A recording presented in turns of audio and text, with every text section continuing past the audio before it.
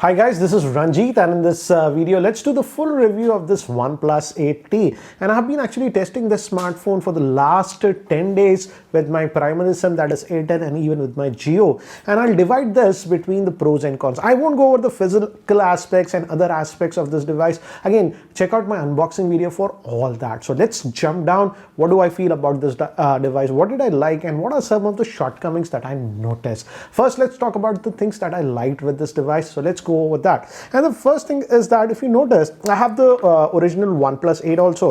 With this OnePlus 8, though this one is also having a 6.55 inch screen, if you notice, it's curved on the edges, whereas this is actually flat. So this actually felt a little bit more wider. In fact, it felt like it was bigger than a 6.55 inch screen, about 6.6 or something like that. But again, I feel if you type fast or something, these edges just don't do that much of a justice. So I am glad that they went without that. But again, this is sort of a personal preference. But I have to say, the OnePlus 8 felt easier to hold in the hand because of the curved edges. This is slightly on the wider side. So if you always like that wider, bigger screens, you will actually like it. Now moving to the screen, here OnePlus has now updated this one also with that 120 Hertz refresh rate, and because of that, everything, the scrolling etc., is very smooth. My camera will not capture it obviously, but again, it's very smooth. And I did all my testing on that 120 Hertz adaptive screen. 120 Hertz, you can also go back to 60 if you really want, but I did my testing on that. And again, many of you will ask me about the black crush issue or something like that. And I would say in my regular usage with this one, I've used it, I've watched even movies etc., I did not have an issue with the display.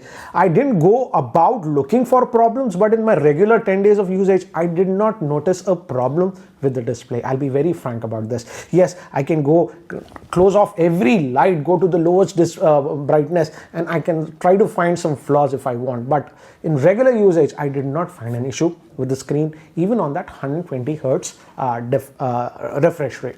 Now moving to another thing is that this is new with, I don't know if it's Oxygen 11 or what they did. This comes with the new Oxygen 11 that's on Android 11 out of the box. What I liked is that if you go to the left pane, you get the Google Now pane, and I like this. This was not there on earlier OnePlus devices. I used to get that OnePlus pane. For example, you can get to that if you just do like this, you get to this. But I like the fact that you get the Google Now pane, and this is far more useful, I would say. So I like that addition on this. I hope this update also rolls out to older OnePlus devices. Another thing that I personally liked, and I've been harping about this for a very long time, finally we do have always on display on this one. It's not enabled by default, but you can enable it, as you can see, and it works as expected. Again, this one also has an in-display fingerprint scanner, and I did not have an issue with this one during the last 10 days. Never, I would say, not even once it gave me a issue. So that was actually nice.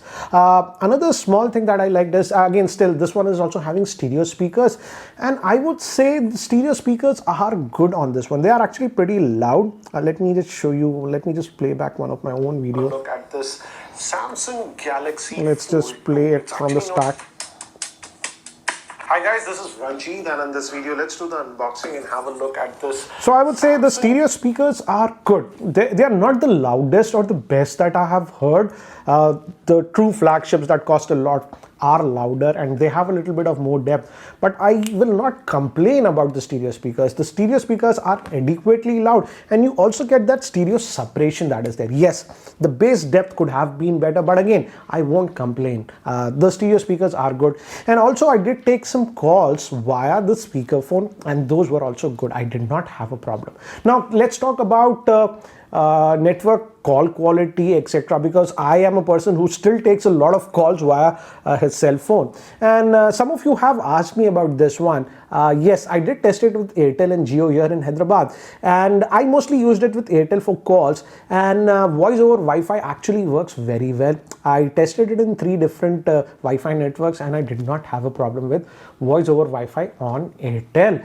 And if we don't even use that Wi-Fi calling, the network reception was good. I did not have a problem with this one, and I like the fact that the earpiece quality is good on this one.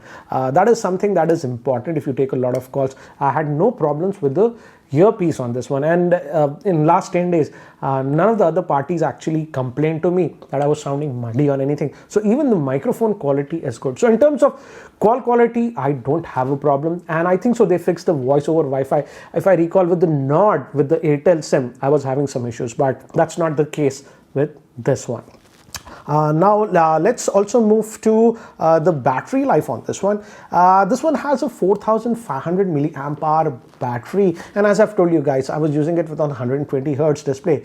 Initially I actually did not get that great battery life. Even I posted on Twitter just about 4.5 hours of SOT, but one OTA update came, and I think so after that the battery life did increase. And I would say here are some of the stats.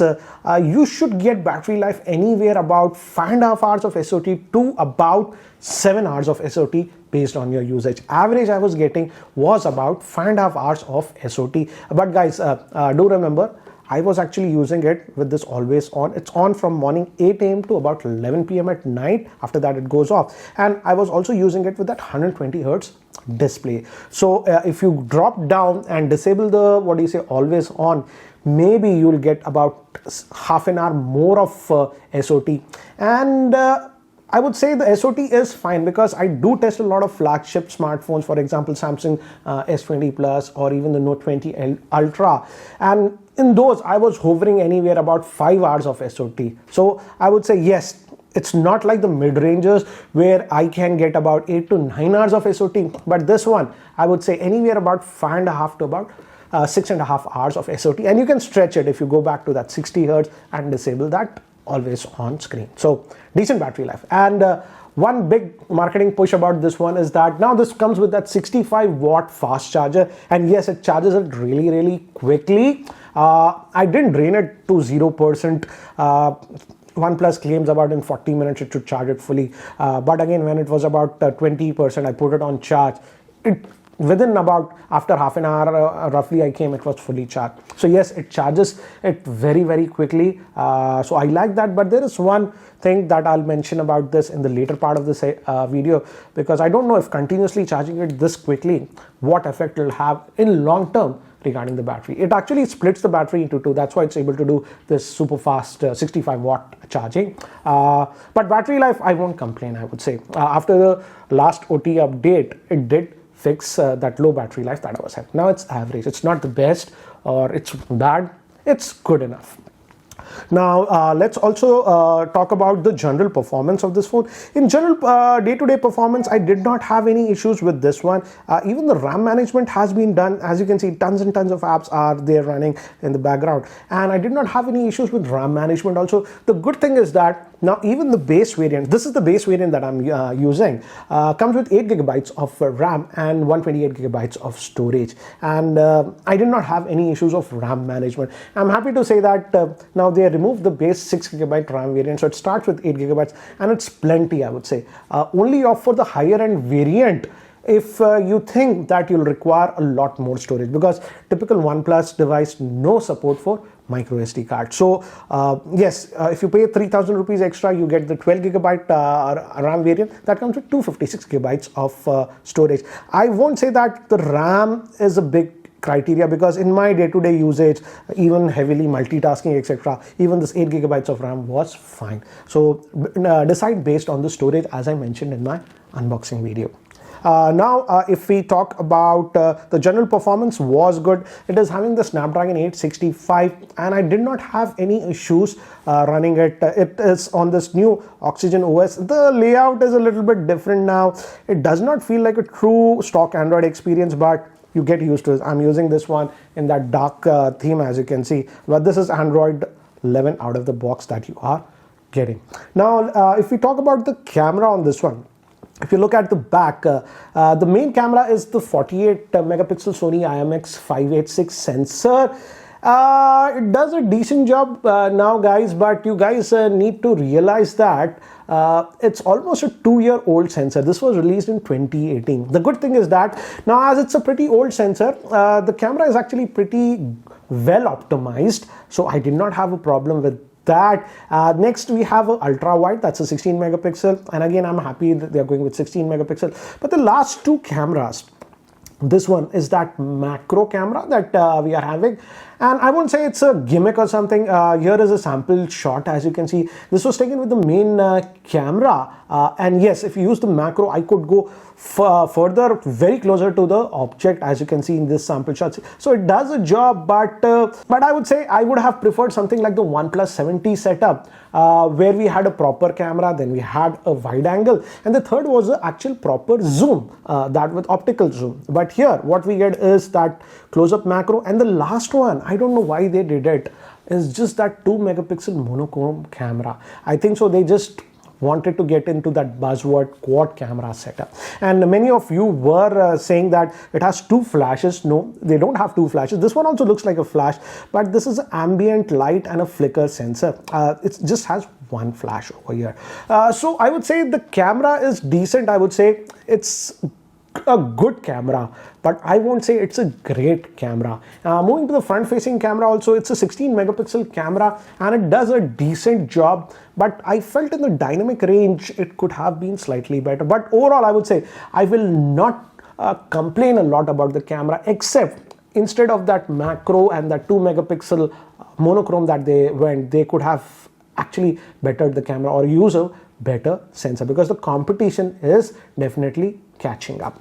Now these were the good things that I liked about the device. Very practical, I would say, in terms of daily usage, and I did not have any major issues with this one, like call quality, network drop, so that is right. Now let's move to some of the things that I did not like on this one. As I've told you, that 48 megapixel IMX Sony sensor 586 that they're using is good enough, but now it's getting slightly old. And now in 2020, we have some smartphones. For example, if I recall, the Samsung Galaxy S20 FE is there. And I would definitely say, though it's just having a 12 megapixel camera, the camera performance, even in outdoor conditions, the dynamic range, the contrast was better compared to this one. So it's not like the competition is sitting quiet. So I hope in the next generation of OnePlus, they really up the camera game, use better sensors and do a lot more optimization. Again, I still don't get the point of that 2 megapixel sensor on this, that monochrome sensor. I don't know why it is there. Now if we talk about the UI, as you know, the earlier OnePlus devices used to have, the layout used to be very close to stock Android, but with this Oxygen OS 11, they have changed it a little bit, and I'm also not a big fan of it. Yes, I'm used to it. The good thing is that still I would say it is very, very fluid. I did not have a problem in terms of fluidity, but again, it is losing that vibe of that close to stock Android experience, which the original Oxygen OS was there. Again, I know it's a personal preference, but that's what I have noticed. Next thing is that coming to the haptic feedback, I felt that the haptic feedback could have been improved, and they have intentionally not done that because they wanted to keep that feature for the Pro. Haptic feedback is decent, but I feel the haptic feedback is very, not that strong. It could have been a lot better in my frank opinion. And moving to another thing is that, yes, that 65 watt charging looks very, very cool, but I think so OnePlus should provide an option. If we go to the charging options over here, battery charging, let me just go over there.